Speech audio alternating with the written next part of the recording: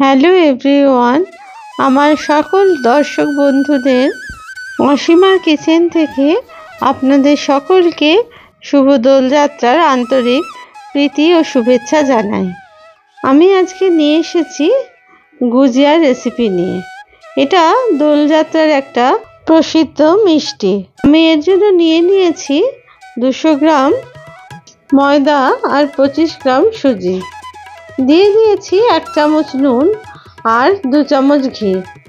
এই ঘি দিয়েই আমি আজকে ময়ানটা দিলাম।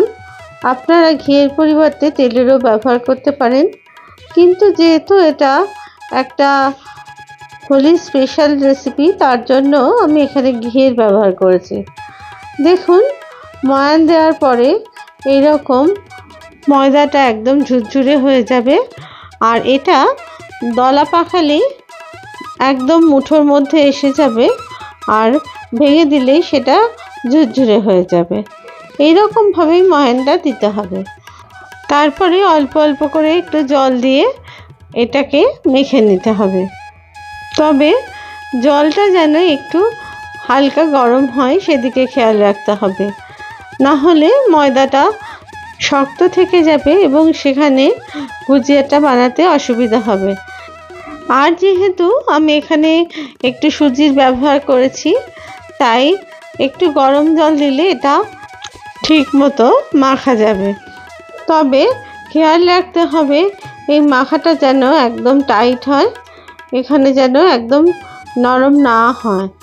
যেরকম আমরা লুচির আটা মেখে থাকি, ঠিক সেই রকমভাবেই এই ময়দাটাকে ঠিক মেখে নিতে হবে। আর সেই জন্যই খুব অল্প অল্প করে জল দিয়ে এটা মাখতে হবে, একসাথে বেশি জল দেওয়া যাবে না। তারপরে আমি 1 চামচ ঘি দিয়ে আর একটু ভালো করে মেখে নিয়ে আমি মাখাটাকে একটা ভেজা কাপড় দিয়ে ঢেকে রেখে দিলাম আধ ঘন্টার জন্য। অন্যদিকে আমি কিছু ড্রাই ফ্রুটস নিয়ে নিয়েছি। এখানে নিয়ে নিয়েছি 25 গ্রাম আমন্ড, 25 গ্রাম পেস্তা, 25 গ্রাম ভাঙা কাজু আর 25 গ্রাম মতো ড্রাই কোকোনাট। এবার সমস্ত ড্রাই ফ্রুটসগুলোকে আমি মিক্সির মধ্যে দিয়ে দিলাম একটু হালকা করে পিষে নেওয়ার জন্য।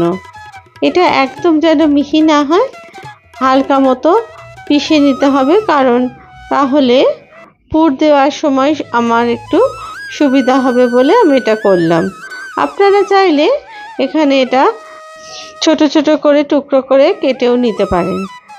এরপরে 100 গ্রাম খোয়া ক্ষীর নিয়ে আমি সেটাকে খুব ভালো করে গ্রেট করে নিলাম, যাতে কোনো ডেলা বা বড় অংশ না থাকে। তাই গ্রেটারের সরু যে অংশটা, সেখান দিয়ে আমি এটা ঘষে এটা তৈরি করে নিলাম। এই খোয়া ক্ষীর দিলে এই গুজিয়ার টেস্ট খুবই সুন্দর হয়। তবে যদি আপনাদের বাড়িতে এটা না থাকে, তাহলে এর পরিবর্তে আপনারা গুঁড়ো দুধেরও ব্যবহার করতে পারেন। এবার আমি সমস্তটা করে নিয়ে অন্যদিকে একটা ফ্রাইং প্যান বসিয়ে দিয়ে দিলাম 2 চামচ মতো ঘি। এবার প্রথমে দিয়ে দিলাম এর মধ্যে আমি 25 গ্রাম মতো যে সুজিটা নিয়েছিলাম সেটা। সুজিটাকে খুব ভালো করে ভেজে নিতে হবে, যতক্ষণ না এই সুজির কালার হালকা ব্রাউন কালারের হচ্ছে ততক্ষণ পর্যন্ত এটা ভাজতে হবে।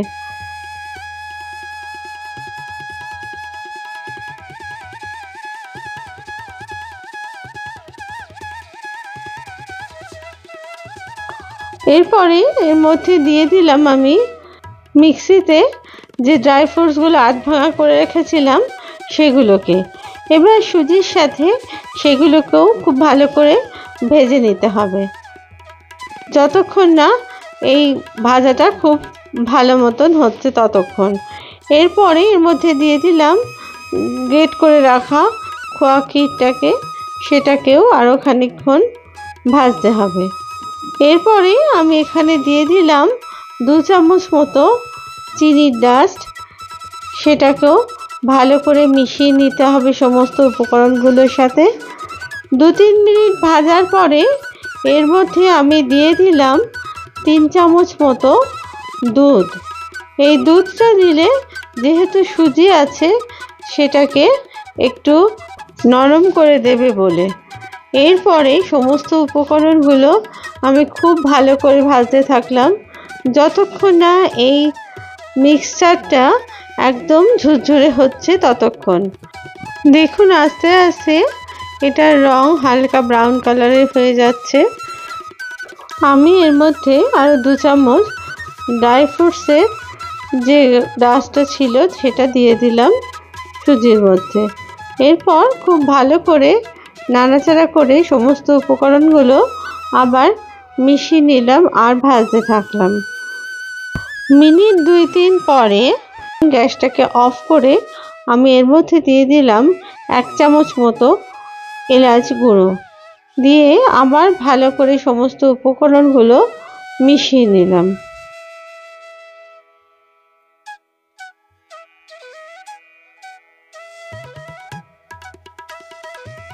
এখন আমি গ্যাস অফ করে এটা নাড়ছি, কারণ না হলে ফ্রাইং প্যানের গরমে এই পুরটার তলাটা ধরে যেতে পারে।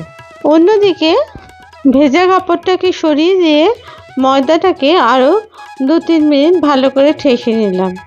তারপরে ছোট ছোট বলের আকারে আমি কয়েকটা বল তৈরি করে নিলাম। এই বলগুলোর সাহায্যেই আমি কিন্তু গুজিয়াগুলো তৈরি করব। এখানে আমার মোট 8টা মতো বল তৈরি হয়েছে। আপনাদের যদি এই রেসিপি ভালো লেগে থাকে তাহলে অবশ্যই লাইক, শেয়ার আর কমেন্টস করতে ভুলবেন না। আপনাদের কমেন্টস আমার কাছে খুবই মূল্যবান। আপনাদের কমেন্টসগুলো আমাকে খুবই অনুপ্রাণিত করে। এবার আমার লেচিগুলো তৈরি হয়ে গেছে। এবার একটা একটা করে লেচি নিয়ে আমি বেলে দেখাচ্ছি। এইভাবে গোল করে প্রথমে বেলে নিতে হবে, তারপরে একটা মোল্ডের মধ্যে এটা দিয়ে এর মাঝখানে পুর দিয়ে দিতে হবে। তারপরে আঙুলে জল লাগিয়ে ময়দার যে বাইরের অংশটা ছিল সেটাতে জল লাগিয়ে তারপরে সেটাকে চেপে দিতে হবে, আর বাড়তি ময়দার অংশটুকু বের করে রেখে দিতে হবে সাইডে। এরপর দেখুন মোল্ডটাকে আমি খুলছি, কত সুন্দর এই তৈরি হয়েছে আমার গুজিয়া। এইরকমভাবেই প্রত্যেকটা গুজিয়াই এরকম বেলে নিতে হবে।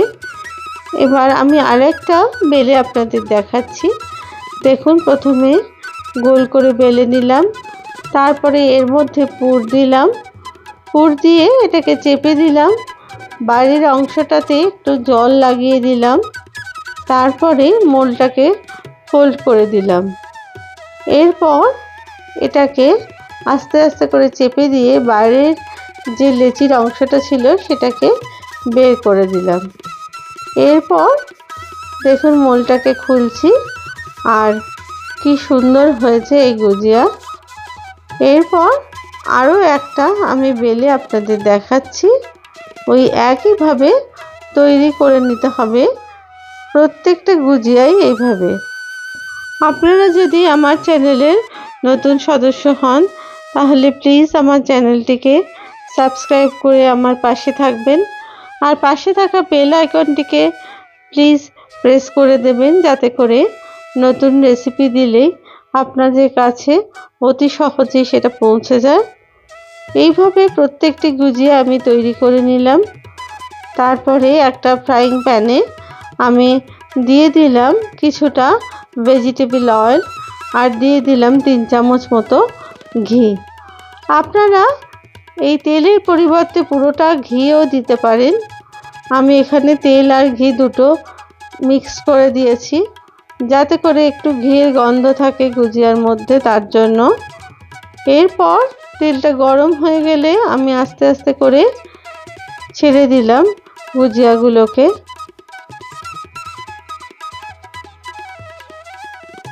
এই গুজিয়াগুলো ভাজতে হবে কিন্তু মিডিয়াম আঁচে, কারণ গ্যাসের আঁচ বাড়িয়ে দিলে গুজিয়াগুলো পুড়ে যেতে পারে।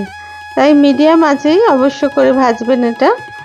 আর এপিঠ ওপিঠ ভালো করে যখন ব্রাউন কালারের হয়ে যাবে তখন বুঝতে হবে যে গুজিয়াগুলো ভাজা তৈরি হয়ে গেছে। এরপর এগুলোকে আস্তে করে অন্য প্লেটে তুলে নিতে হবে। এইভাবে প্রত্যেকটা গুজিয়াই ভেজে নিতে হবে। খোয়া ক্ষীর দিয়ে বাড়িতে খুব সহজেই এই স্পেশাল গুজিয়া তৈরি করা যায়, যেটা স্বাদে হয় দুর্দান্ত আর খুবই তৈরি করা সহজ। তাই আপনারা প্লিজ একবার বাড়িতে বানাবেন এবং দেখবেন কতটা সুন্দর হয় খেতে। বাড়ি থেকে এটা যতটাই মুচমুচে হয়, ভেতরটা খোয়া ক্ষীরে ভর্তি থাকে এই গুজিয়ার, তাই খেতেও খুব সুন্দর লাগে। এই গুজিয়া আপনারা অনায়াসেই কিছুদিন বাড়িতে রেখে খেতে পারেন। একে একে সব গুজিয়াগুলো ভাজা হয়ে গেলে আমি সাজিয়ে দিলাম এগুলো একটা প্লেটে। আমি এখানে মোট 7টা গুজিয়া সাজিয়ে আপনাদের দেখাচ্ছি। দেখুন কত সুন্দর খাস্তা এই গুজিয়া তৈরি হয়েছে। ওপর থেকে যতটাই ক্রিপসি হয়েছে, ভেতরটা ততটাই সুন্দর হয়েছে খেতে। আমি কিছু গোলাপের পাপড়ি দিয়ে এগুলো সাজিয়ে দিলাম। একদম পারফেক্ট এই সহজ রেসিপি আপনারা অবশ্যই বাড়িতে বানিয়ে নিতে পারেন। আপনারা সবাই ভালো থাকবেন। ধন্যবাদ।